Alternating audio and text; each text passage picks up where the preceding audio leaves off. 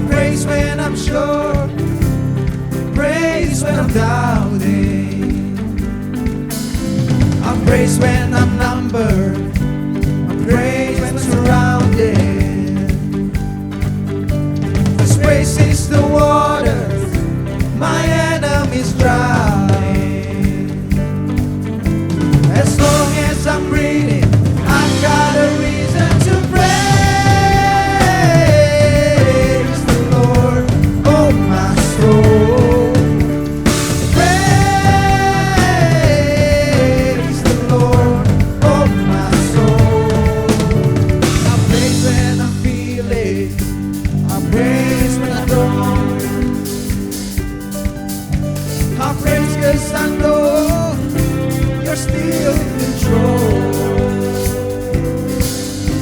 My praise is a weapon, it's more than a sound. My praise is the shout that brings Jericho down. As long as I'm breathing, I've got a reason to praise the Lord, oh my soul. Praise the Lord, oh my soul.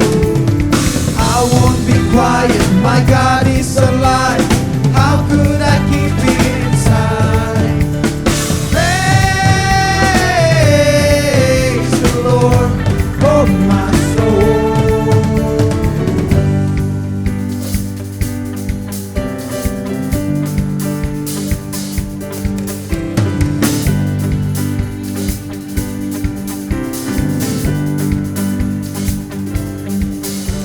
I praise 'cause you're sovereign, praise 'cause you reign, praise 'cause you rose and defeated the grave. I praise 'cause you're faithful, praise 'cause you're true, praise 'cause there's nobody greater than you.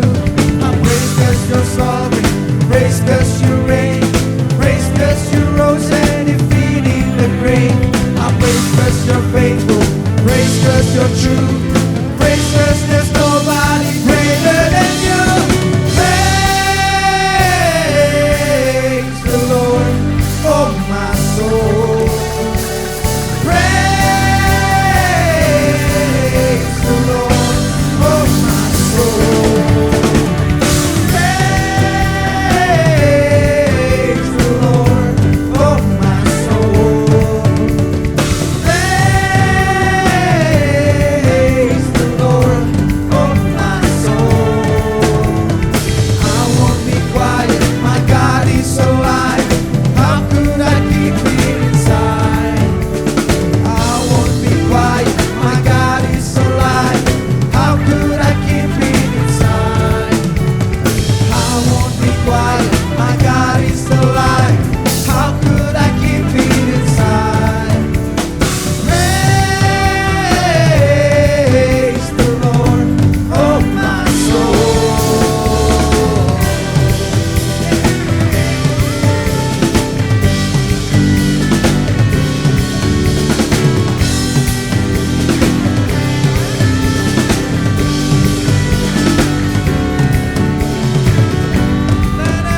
Let everything that has breath, praise the Lord, praise the Lord, praise the Lord. Let everything that has breath, praise the Lord, praise the Lord, praise the Lord, praise the Lord. Let everything that has breath, praise the Lord, praise the Lord, praise the Lord, praise the Lord. Let everything that has breath, praise the Lord, praise the Lord, praise the Lord, praise the Lord.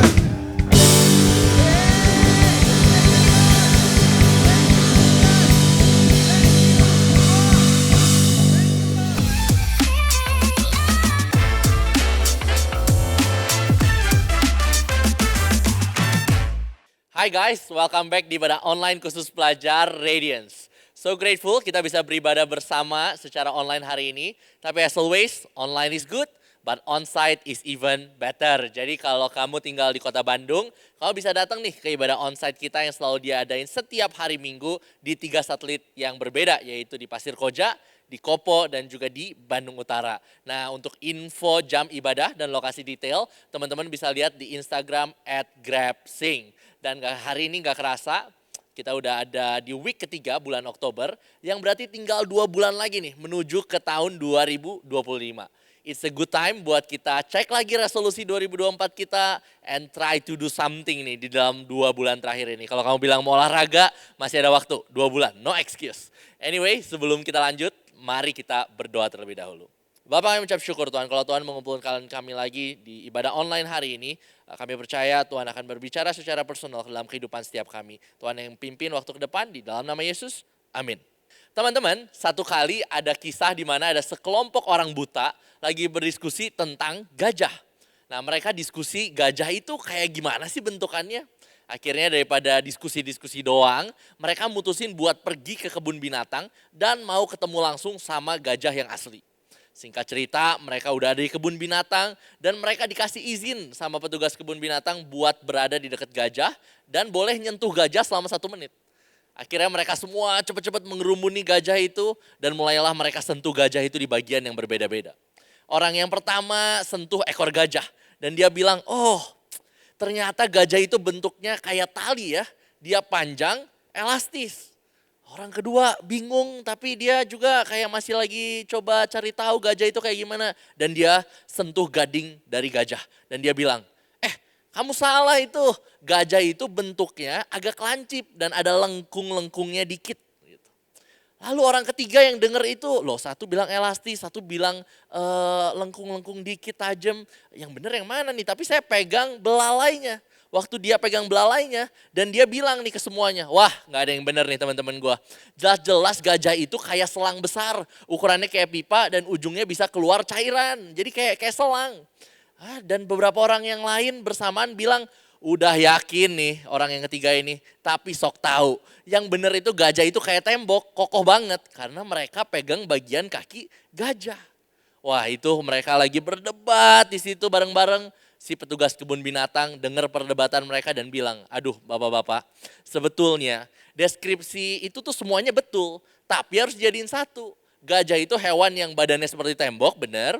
Punya belalai yang kayak selang dan punya gading yang lancip dan lengkung. Ditambah gajah juga punya ekor yang kayak tali. Barulah itu gajah. Nah di situ orang-orang buta itu punya gambaran yang lengkap tentang gajah itu seperti apa. Setelah dijelasin gitu, oh oke berarti gajah itu seperti itu. Teman-teman, kadang-kadang waktu kita melihat diri kita sendiri, kita suka lihatnya sepotong-sepotong. Padahal seharusnya kita melihat diri kita secara full, secara utuh. Sama kayak ilustrasi tadi, kalau kita cuma ambil sepotong aja, akhirnya kita bisa salah mendefinisikan siapa diri kita sebenarnya. Kalau kita nggak lihat bigger picture-nya, bisa jadi kita ini selalu menilai diri kita dengan cara pandang yang salah. That's why penting banget buat kita kenal dulu siapa sih diri kita sebenarnya. Dan kalau kita mau tahu siapa diri kita sesungguhnya, kita harus tahu langsung dari pencipta kita. So yuk coba kita buka dulu Alkitabnya di Efesus 2 ayat 10. Sekalipun online tapi kamu bisa baca yang ada grafisnya ataupun Alkitab kamu sendiri. Dibilang gini di Efesus 2 ayat 10. Karena kita ini buatan Allah, diciptakan dalam Kristus Yesus untuk melakukan pekerjaan baik yang dipersiapkan Allah sebelumnya. Ia mau supaya kita hidup di dalamnya. Dan kalau di bahasa Inggris dibilang Ephesians 2 verse 10, dibilang gini. For we are God's masterpiece. He has created us anew in Christ Jesus so we can do the good things He planned for us long ago. Nah teman-teman, ada 3 fakta nih tentang diri kita yang perlu kita tahu dulu.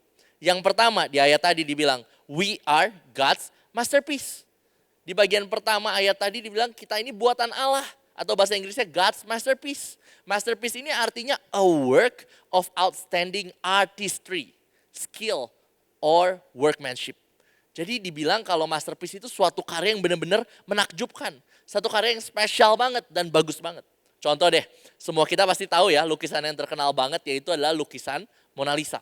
Lukisan Mona Lisa itu dibilang masterpiece karena di zaman itu lukisan portrait seseorang itu dibuatnya selalu kaku dan formal banget. Selalu berdiri, tegak, pakai baju yang sangat rapi, mukanya nggak boleh senyum. Tapi Leonardo da Vinci pada saat itu bikin lukisan portrait yang lebih rileks. Posisinya lagi duduk, badannya agak nyerong dikit, santai banget dibanding lukisan-lukisan lain. Dan ini jadi breakthrough di dunia seni pada saat itu. Dan selain itu lukisan Mona Lisa ini juga dibuat pakai teknik yang ngebuat lukisan itu terlihat nyata banget. Dan jangan lupa lukisan ini cuma ada satu yang asli. That's why itu yang membuat lukisan ini sekali lagi dibilang masterpiece. Nah hal ini juga sama dengan kita manusia. Kita ini masterpiece Tuhan. Kita ini buatan Allah. Kita tahu Allah menciptakan dunia ini. Menciptakan semua hal yang ada di dalam dunia ini. Tapi tetap buat Tuhan, yang masterpiece itu bukan bumi. Yang masterpiece itu bukan matahari atau bulan. Tapi yang masterpiece itu adalah kamu dan saya, kita manusia. Dan sekalipun manusia ada banyak di dunia ini. Tapi semua manusia itu diciptakan Tuhan unik dan berbeda. Kak, tapi kan ada orang yang kembar. Kembar juga. Bahkan kembar identik sekalipun tetap ada bedanya. Tetap punya uniqueness-nya.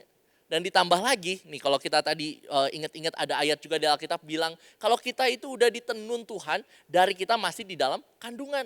Selama itu Tuhan persiapin kita sebelum kita lahir ke dunia. That's why kita disebut sebagai masterpiece-nya Tuhan.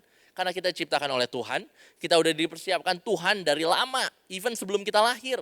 Dan kita cuma ada satu di dunia. Kita harus sadar dulu nih sampai sini. Kalau kita itu adalah masterpiece Tuhan. Kalau kita sadar kita ini masterpiece, harusnya kita akan menjaga hidup kita, menjaga diri kita dengan sebaik mungkin. Karena kita tahu kita ini berharga. Ibaratnya, kalau kamu dikasih lukisan Mona Lisa yang asli gitu ya, hari ini dikasih ke rumah kamu. Mungkin gak kamu biarin lukisan itu debuan, ditaruh di lantai. Kalau keinjek ya gak apa-apa lah keinjek dikit. Atau kena bekas makanan, ketumpahan air, mungkin gak? Gak mungkin. Pasti kalau kamu punya yang asli, kamu jaga sebaik mungkin biar gak rusak. Biar mungkin kamu bisa jaga itu sampai sekian tahun, bahkan nantinya bisa dimuseumkan atau mungkin dijual.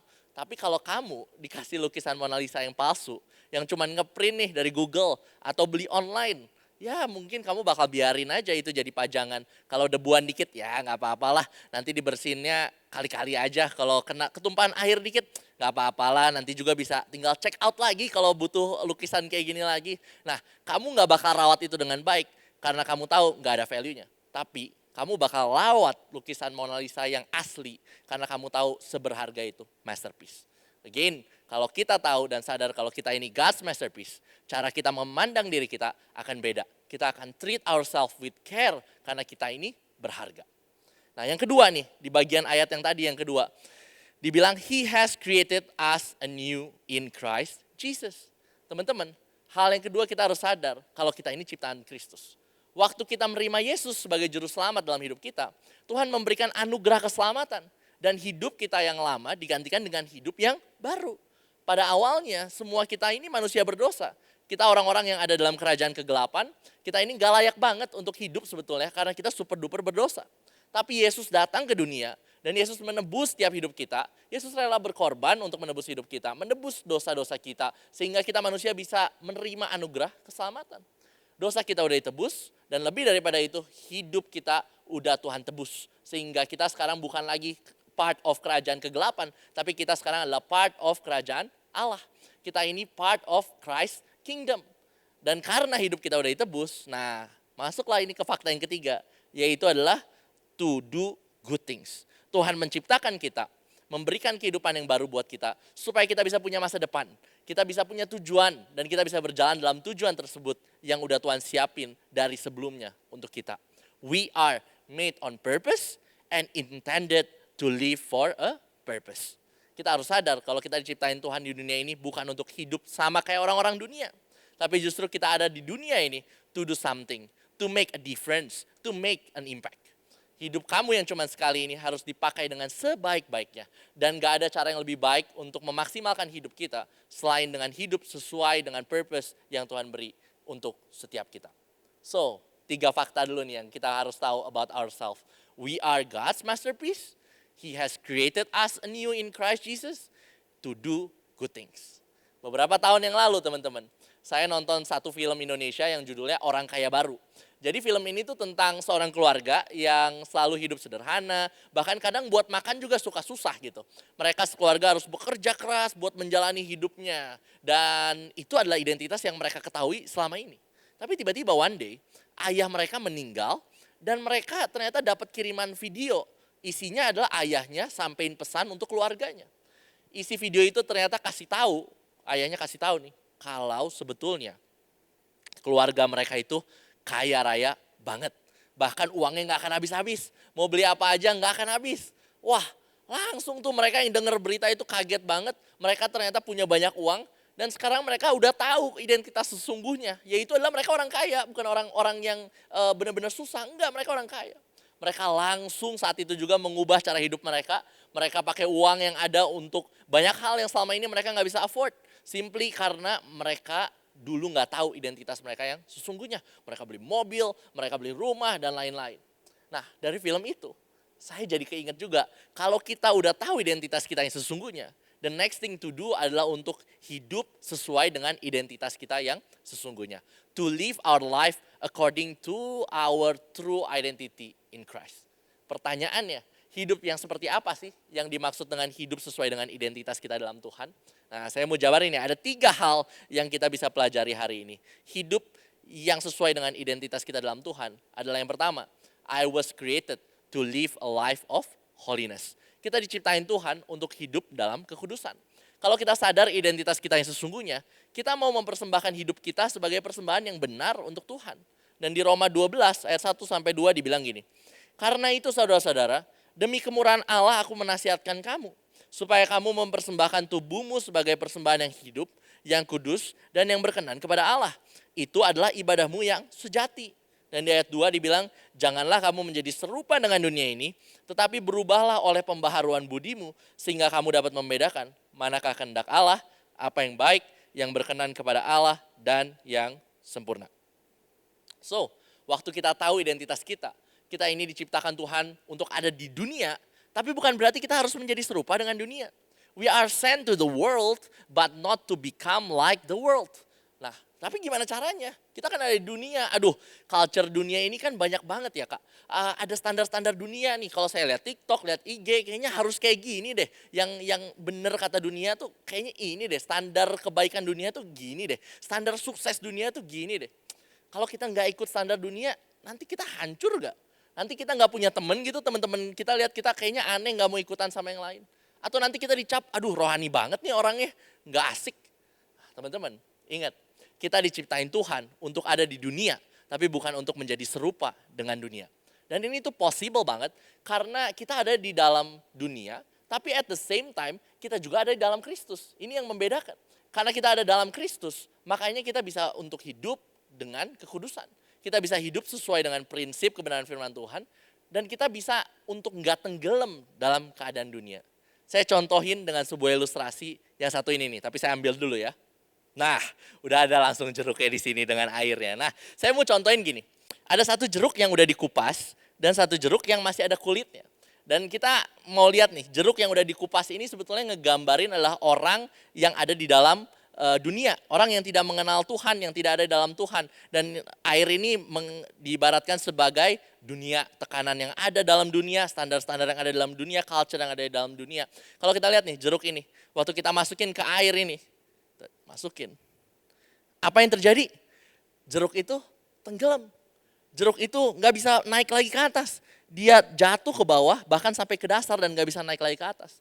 Yang digambarkan itu sebagai diri kita. Kalau misalkan kita masuk ke dalam culture dunia, ikut dengan standar-standar yang ada di dunia, akhirnya kita lama-lama akan tenggelam, dan kita nggak bisa naik lagi. Kita akan larut dengan culture dan standar yang dunia tetapin. Kita akan menjadi sarupa dengan dunia. Tapi kalau misalkan kita ini ada di dalam Kristus, ibaratnya diri kita ini yang ada di dalam jeruknya, dan Kristus itu seperti kulitnya. Akhirnya kita dilindungi nih sama Tuhan, kita ada di dalam Tuhan. Dan waktu kita menghadapi tekanan di dunia, menghadapi standar-standar dunia yang menekan kita untuk menjadi sama dengan mereka, kita lihat apa yang terjadi waktu kita masukin. Dia mengambang. Jadi dia sempat ke bawah, tapi dia langsung cepat naik lagi ke atas. Dia bounce back lagi ke atas. Dia nggak tenggelam dengan standar dan value dan culture yang dunia ini ajarkan. Dia nggak menjadi serupa dengan dunia ini, dia nggak tenggelam. Tapi justru dia tetap mengapung, dia menjadi beda, dia menjadi wow. Kenapa? Karena ada Kristus yang beserta dengan dia. Dia tinggal dalam Kristus, dan Kristus yang memampukan dia untuk menjadi beda di tengah dunia ini. Untuk membawa perubahan, making an impact, making a difference di tengah dunia. Ini yang terjadi dalam hidup kita kalau misalkan kita mau untuk senantiasa hidup di dalam Kristus. So, it's your options. Kamu mau jadi jeruk yang tenggelam atau mau jadi jeruk yang ngambang? Pilihannya ada di tangan kalian semua. Yuk kita lanjut ke poin yang berikutnya. Poin yang selanjutnya adalah I was created to live a life that reflects the love of Jesus. Teman-teman, kita diciptakan Tuhan bukan jadi orang yang egois. Kita diciptakan Tuhan bukan jadi orang yang hanya peduli dengan diri kita sendiri. Bukan all about me, myself, and I. Tuhan ciptain kita ada di dunia ini untuk menjadi saluran kasih Tuhan untuk sekitar kita. Di Matius 22 ayat 39 dibilang gini. Dan hukum yang kedua yang sama dengan itu ialah kasihilah sesamamu manusia seperti dirimu sendiri. Hal yang kedua dari the greatest commandments yang Tuhan ajarkan dalam hidup kita semua adalah untuk mengasihi sesama kita. Tuhan mau supaya kita hidup ini gak cuma mentingin diri sendiri. Tadi saya udah bilang ya, not about me, myself, and I. Tapi Tuhan mau kita belajar mengasihi orang lain. Karena dengan mengasihi orang lain, kita bisa menyalurkan kasih Allah untuk mereka. Kita sebagai orang yang udah Tuhan tebus, kita adalah penyalur kasih Allah di dunia. Belajarlah teman-teman untuk care sama orang lain genuinely. Belajar untuk love others like we love ourselves. Kalau kita ingat nih sama-sama, Vision Grabs tahun ini di tahun 2024 yaitu adalah genuine generations. Dan waktu kita mau jadi generasi yang genuine, salah satunya adalah dengan genuinely care for others. Kalau kamu lihat ada teman kamu di sekolah yang kelihatannya struggle banget dengan kehidupannya, show your love. Show your care untuk mereka. You can pray for them, kamu bisa encourage mereka, kamu juga bisa tolong mereka. Mungkin kalau mereka kesulitan di pelajaran, kamu bantuin mereka. You can show your care, simply encouraging them. Dengan genuinely care kepada orang lain, kamu sebetulnya lagi mencerminkan kasih Allah untuk orang di sekitar kamu. Theodore Roosevelt, Presiden Amerika Serikat pernah bilang satu quotes yang bagus banget. Dibilang gini, people don't care how much you know until they know how much you care. Orang gak peduli seberapa banyak kamu tahu tentang dirinya. Tapi orang itu akan mulai peduli waktu dia bisa merasakan tindakan kasih yang nyata dari diri kamu. Be genuine, share God's love with others. Dan yang ketiga, hidup yang sesuai dengan identitas kita dalam Tuhan adalah I was created to live a life of spiritual discipline. Teman-teman, ini yang terakhir. Tapi yang terakhir ini justru yang paling penting. Kita diciptakan Tuhan untuk punya relasi dengan Tuhan. Waktu kita ditebus, relasi kita dengan Allah itu kembali pulih. Dan Tuhan mau terus punya relasi yang personal dan deep dalam hidup kita semua. Dan kita bisa membangun relasi dengan Tuhan melalui spiritual discipline. Kalau tadi kita baca ya di Matius 22 ayat 39 tentang hukum yang kedua. Nah ini kan ngomongin hukum yang kedua, berarti harusnya ada hukum yang pertama ya. Nah kita baca dulu. Hukum yang pertama ada di Matius 22 ayat 37-38 dibilang gini. Jawab Yesus kepadanya, kasihilah Tuhan Allahmu dengan segenap hatimu dan dengan segenap jiwamu dan dengan segenap akal budimu. Itulah hukum yang terutama dan yang pertama. Dibilang itulah hukum yang pertama dan yang terutama. Untuk kita terus mengasihi Tuhan, mengenal Tuhan, berelasi dengan Tuhan. Kita bisa belajar untuk mencari Tuhan lewat baca firman Tuhan. Kalau akhir-akhir ini kamu ngerasa udah mulai jauh dari Tuhan, sebelumnya keep reading the Bible, tapi habis liburan semester kok rasanya jadi males, jadi rasanya jauh sama Tuhan. Teman-teman, it's time to come back to God. Read the Bible again. Dan namanya relasi, selalu ingat, relasi itu dua arah. Dan kita bisa kok sampein isi hati kita, rasa syukur kita, keluh kesah kita, hal-hal yang jadi pergumulan hidup kita kepada Tuhan. Tuhan mau dengar itu semua.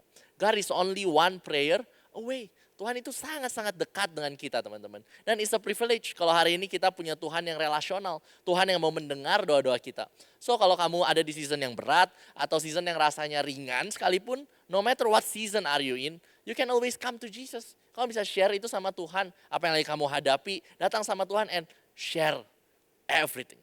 God knows what you are facing teman-teman.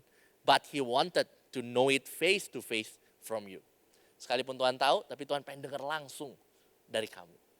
As a closing, waktu kita udah tahu identitas kita yang sebenarnya dalam Tuhan, kita udah tahu kita ini God's masterpiece yang udah ditebus dan diberi purpose. Perjalanan kita gak stop sampai situ. Waktu kita tahu identitas kita yang sesungguhnya, kita harus belajar menghidupi hidup kita sesuai dengan identitas yang benar. Kita bisa belajar untuk hidup dalam kekudusan, punya integritas, jadi orang yang sama, jadi orang yang membawa terang. Hidup menjadi saluran kasih Allah untuk sekitar kita. Show your genuine care dengan orang-orang yang ada di sekitar kamu. Dan yang paling penting, hidup untuk terus mengenal Kristus. Gak ada kata cukup waktu kita mau mengenal Tuhan. Tapi justru mengenal Tuhan itu adalah hal yang kita lakuin terus menerus setiap hari, setiap waktu sampai akhir hidup kita. Hari ini let's take a bit of time untuk melihat dalam hidup kita, area mana yang kita perlu grow in.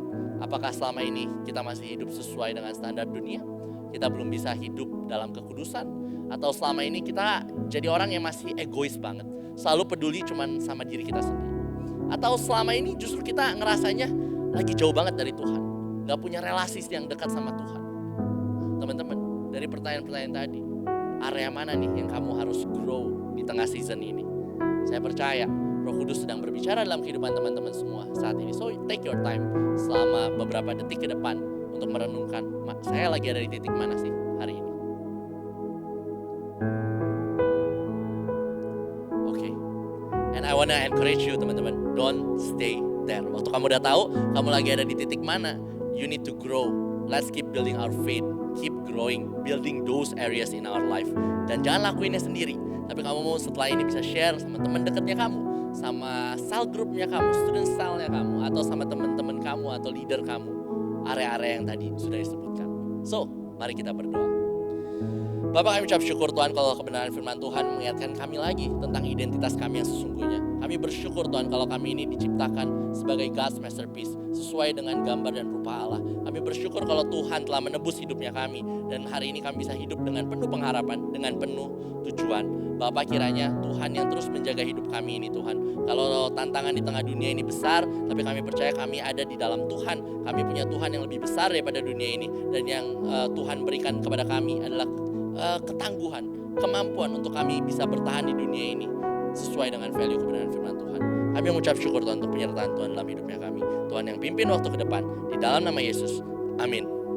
Teman-teman, apabila kalian butuh dukungan doa ataupun konseling, kalian bisa scan QR code yang ada di bawah ini, dan nanti akan ada teman-teman leader yang siap untuk mengontak teman-teman, mendoakan teman-teman dimanapun kalian berada.